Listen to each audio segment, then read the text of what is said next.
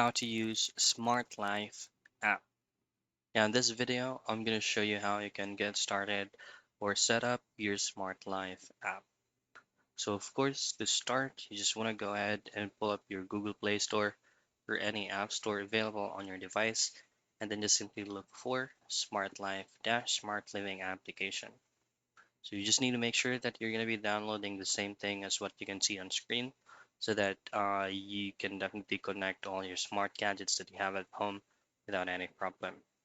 So open it up, and then in here you can choose to log in, sign up, but for now we'll just choose on logging in to try as guest. So this specific application is actually a universal mobile app which actually used to control and automate smart home devices that you have at home. So in here, the very first thing that you can do is to add specific devices that you would like to be controlled using this application on your mobile device. So say for example, you would like to control the lights that you have. Just choose on add now.